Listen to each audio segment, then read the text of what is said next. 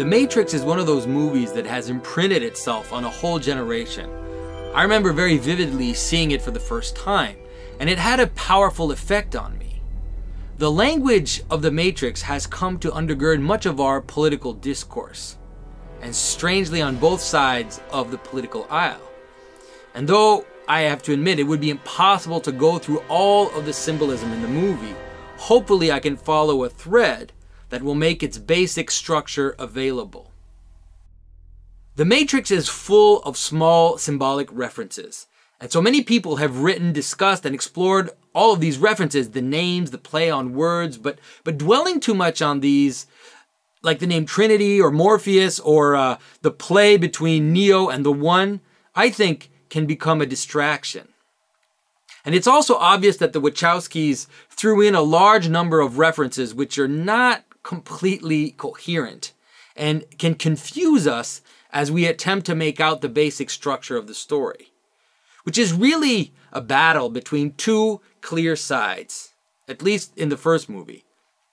The two sides can be described in many ways. It's a battle between the mind and the body, artificial intelligence and man. We can say the artificial and the natural in general. It's a battle between control and freedom, determinism and free will, purity and mixture, conformity and difference, conservatism and change.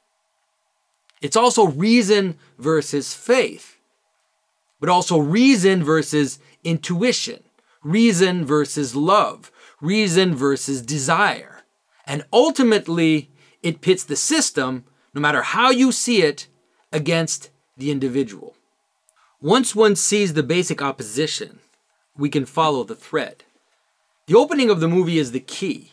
Trinity, a hacker who's attempting to find Neo so to set him free from this system, is confronted with police and agents of the Matrix. And in that scene, we see both the setup of hierarchy, which is shown as the agents pulling rank on the policemen, and we also see the self-willing of Trinity lying on her back, telling herself to get up, so to get out of the Matrix before she's killed by the authority structure. The fact that both Trinity and the agents know that the rules which regulate the Matrix are artificial constructs gives them special powers in manipulating how they interact with it. The conflict between the two sides plays itself out at several levels. First off, this happens within Neo's life. He has two identities. This is particularly made clear by Agent Smith when the agents capture him in the beginning. On one hand, we are told he is Thomas Anderson, a cog in his system, an employee for a software company who contributes to the social fabric, pays his taxes, etc. On the other hand, he's a hacker who has chosen his own name, Neo, and in that identity, he must hide from this system, works to subvert, infiltrate, and undermine the system of order, working to solve the conspiracy of which he has an intuition and which is the key to his own sense of being out of place, out of sync with reality. As a Thomas, he doubts. This can't be. Be what? Be real? It's important to understand how adherence to conspiracy theory is far more a meta question than one might think. Beyond the specifics of this or that conspiracy, it's the sign of an extreme duality, the lack of unity between the opposites of control and freedom, system and individual. Conspiracy theory is first and foremost doubt about the system of order itself, an intuition that it has become corrupt and exists only to serve its own nefarious ends, which are being hidden by the very authority and power embodied by the system itself. The system, like the totalitarian governments of the 20th century, like in Orwell's 1984, is only there to self-perpetuate its capacity to control, and in doing so, reduces the human being to a tool. So in this vision, social order is seen as crushing the logos of man, the will and freedom which makes him in the image of God, we could say. This is, of course, represented quite forcefully in the moment where Neo loses his mouth during the interrogation scene. Now, in the Matrix, the system of control is invisible. It's in fact the very shape of phenomenological reality as it presents itself to the person. The system of control only becomes visible and violent when you question it. This can have some frightening consequences for the message of the film. The system of control is represented as our very frame of perception, which is programmed and controlled without us knowing it. When Morpheus is explaining to Neo what the Matrix is, he gives several human activities as examples of places where you are engaging with the Matrix. First, he speaks of the Matrix as that frame for reality, watching television or looking through your window. But then he says, You can feel it when you go to work, when you go to church, when you pay your taxes. These examples are specifically structured according to the social organization which could be found, let's say, in the Middle Ages, and which is similar to other structures in many cultures. The three orders, which correspond to the working/business class, the ruling class, and the priestly spiritual caste. The point is that behind the science fiction facade, the Matrix is not so much about robots putting humans in vats, but is simply order itself, viewed negatively as a system of control. Morpheus gives us a final definition. What is the Matrix? Control. A computer-generated dream world built to keep us under control in order to change us, to change human beings into a battery. The radicality of how encompassing the Matrix is makes any act against it justifiable.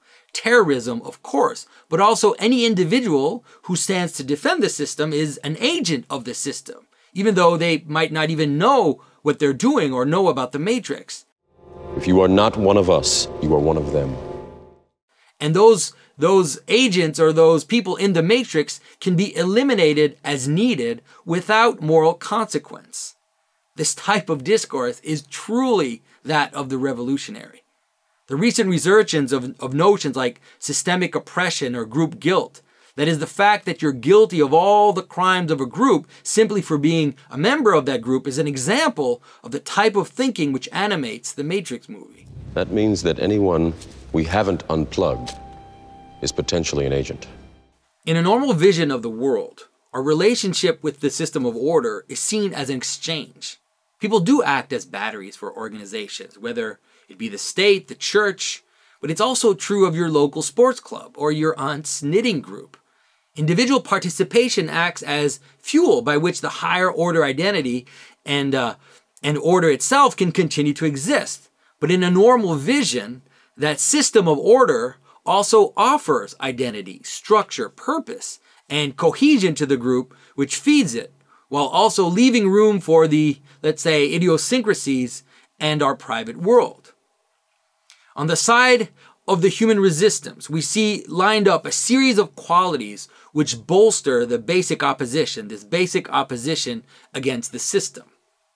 So if the Matrix is conformity, when the Nebuchadnezzar crew enters the Matrix, they're shown as idiosyncratic in their appearance. If the Matrix is filled with white people, in fact the agents are all white men, the resistance appears as multicultural and diverse. We find a form of spirituality in the resistance, but this faith is seen as individual faith, as short-circuiting reason and predictability.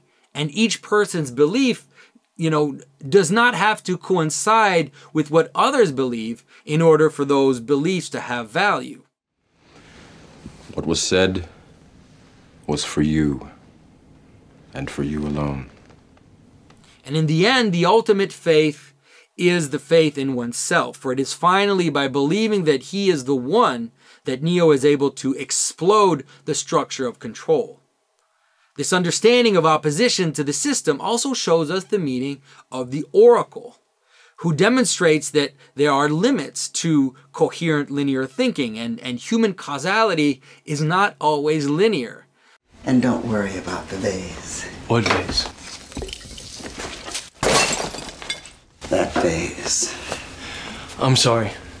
I said don't worry about it. But often runs backwards and forwards in all directions. Intuition often trumps reason, and there is great power to be found in that space where even freedom and determinism break down.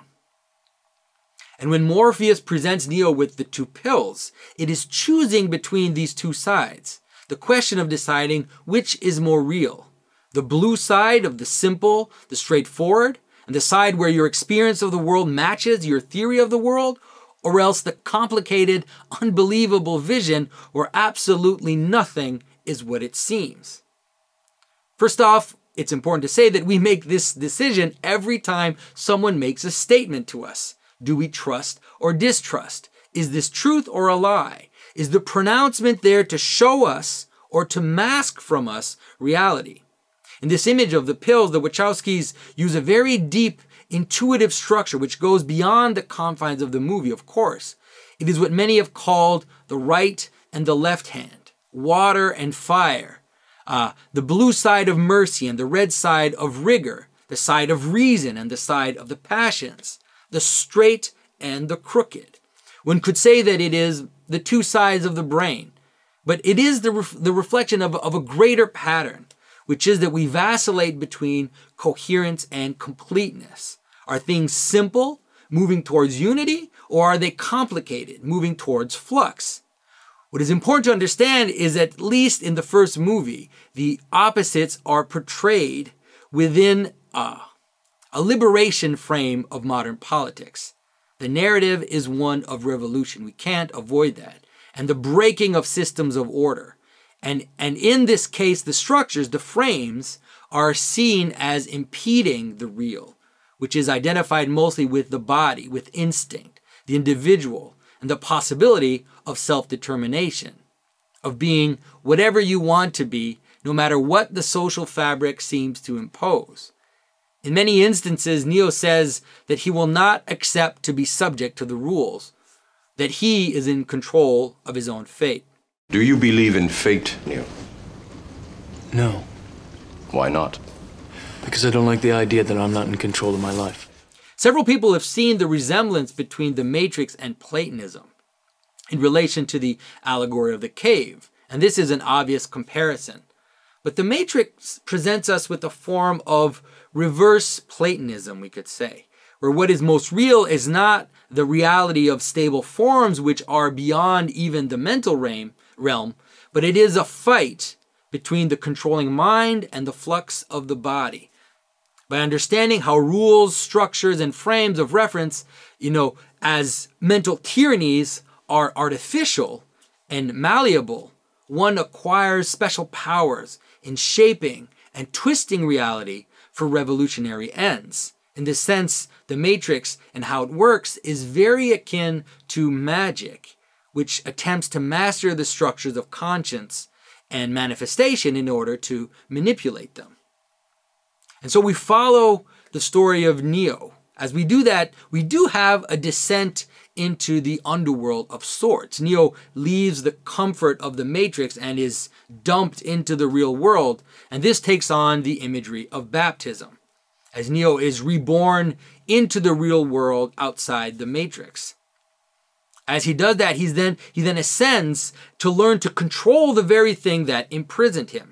He accepts to risk his life to go into the Matrix to save his new father figure, Morpheus, and in doing so becomes the one, the individual, which can stand against the system and explode it from within. In this sense, Neo follows the Joseph Campbell hero's path, though there is quite a bit of confusion, and the confusion is due to the basic inversion of the Neoplatonic vision. On the one hand, the Matrix is viewed as the world of shadow, like the underworld, but the Matrix is ordered and regular, and reality is represented as a devastated world of death. Welcome to the desert of the real. The Matrix is presented as the dream world, but leaving the Matrix is done with Alice in Wonderland imagery, such as entering the looking glass and tumbling down the rabbit hole, which in Lewis Carroll are seen as equivalent to the dream world. There's even a scene where, as Neo is about to exit the Matrix, he's told by Cypher, "Buckle your seatbelt, Dorothy, because Kansas is going bye-bye." Which is strange because in the Wizard of Oz movie, Dorothy's trip is seen as a dream. To me, the ultimate example is in the reference to the Nebuchadnezzar in the movie. In the biblical book of Daniel, Nebuchadnezzar is the king who dreams of an order that is toppled, a giant statue which is knocked down by an uncut stone, a tree that is also cut down. And so we can understand why Morpheus's ship is named that. But in the biblical story, Nebuchadnezzar takes the red pill, we could say. He descends into the body, he exits the control of the city, and lives like a beast in the field. This descent is seen as punishment for hubris. This forgetting of order, this more primordial animal existence, is actually far more akin to a dream. The life outside the city and civilization is exactly a world where borders are gone and where anything is possible. And this is exactly what Neo calls for at the very end of the movie. Such a reality is equivalent to the dream, where structures of order no longer function. And the Matrix, the systems of order and coherence, would be equivalent to the waking world. But of course, if you follow this line far enough, you'll see that it will also lead you into contradiction. It seems, in fact, that many of the tropes in the Matrix collapse under their own internal contradiction. Also, people have attempted to make references to Christianity. And I can understand why. Neo obviously is made to be an image of Christ. This is mentioned explicitly in the movie. He's the Savior. And there are interesting parallels to make. He even dies and resurrects before fully attaining his highest form. Yet one must be cautious a bit, because the structure of the movie is truly a revolutionary one. So if it is Christian, it is in line with liberation theology and things of the sort. We see this as Neo resurrects and becomes the one. He's in the Matrix, but he also stands outside it. He can fully see the Matrix as the construct that it is. And in that place, the only word he utters is no. And this no is the shape of the movie, where the highest form of the individual is seen as he or she who resists the control, the oppressive system of order.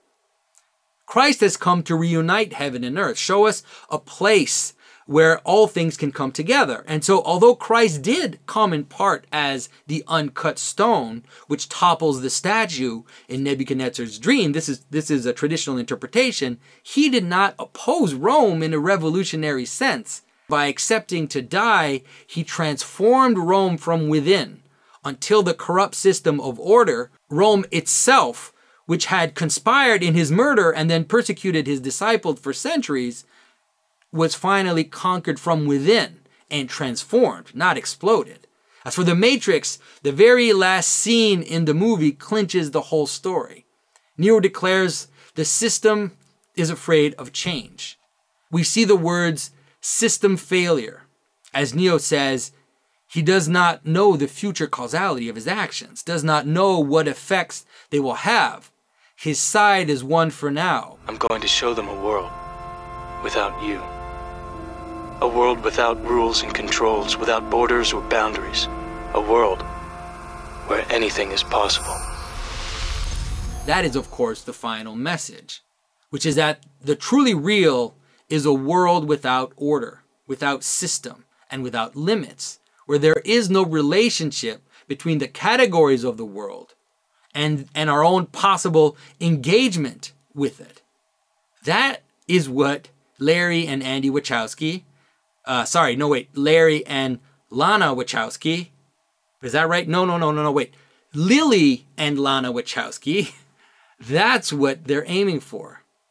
The final statement was already framed in sexual imagery as a promise of the freedom we're talking about right at the very outset of the movie. The first time Neo encounters Trinity at some S&M rave.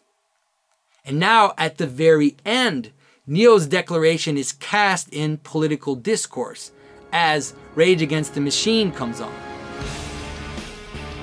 wailing its criticism of the American government and the abuses, murders, and systems of control it tried to instigate and preserve during the 20th century. All of this is, of course, only one side of the equation. For it is true that the systems of order can be corrupt, tyrannical, and controlling. It is true that sometimes the individual must stand and oppose this corruption. We see this in the biblical prophets, culminating in St. John the Baptist. But it is also true that there cannot be a world without limits, without borders. Such a world would not be a world, but would be chaos itself.